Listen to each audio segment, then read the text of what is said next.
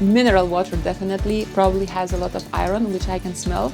Behind my back, one of the most unique places of the Baltic states. Sodas yra ir trapus, ir stiprus, ir jisai suteikia žmogui šeimai apsaugą.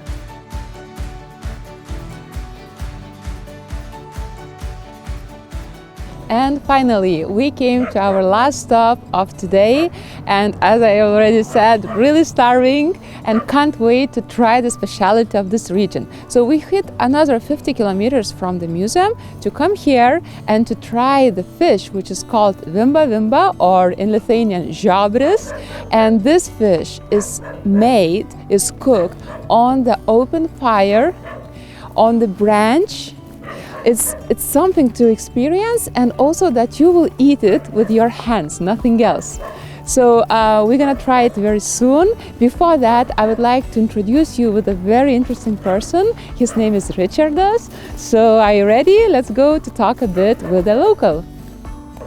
So guys, I wanted to introduce you my colleague who is also guiding and also presenting the cultural and the cuisine heritage. And one of his specialty is the fish, VIMBA VIMBA, cooked on the fire.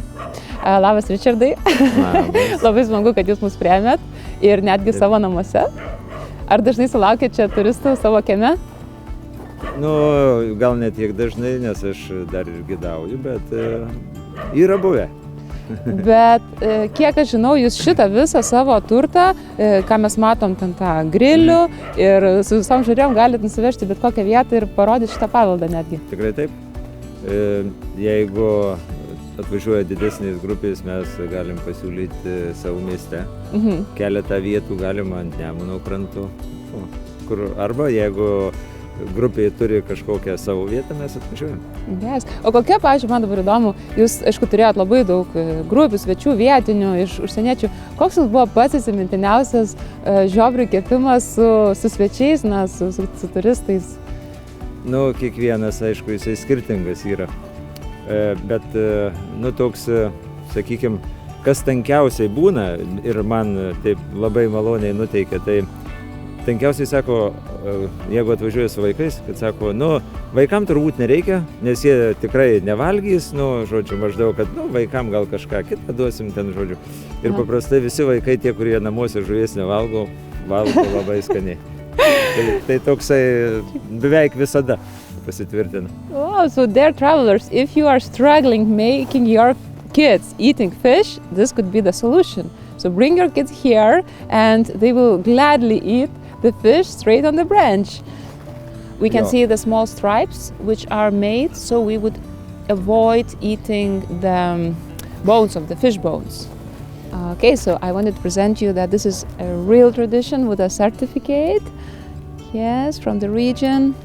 And also we're gonna see now how finally they put that fish on the branch.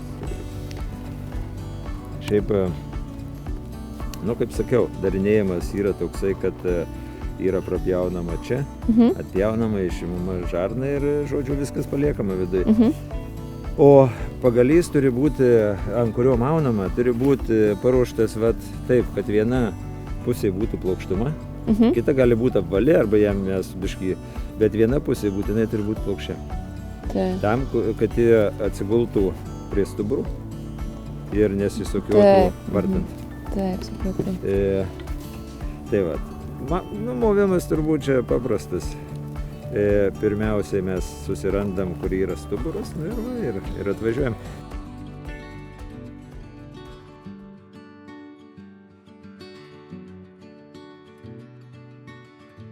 Ir mes jūs pavaišinsim. Super. And so this is happening. So Richard, he says that we have to put some butter on the top. This is the tradition and the recipe. Right? Jo, ir iš tikrųjų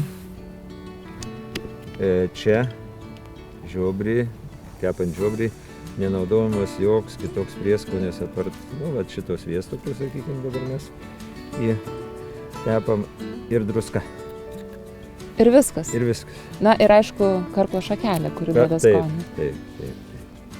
Would you imagine that there is no other spice except some salt butter, and also the wood, which will give a bit of the taste to the fish. Nothing else. Pure product.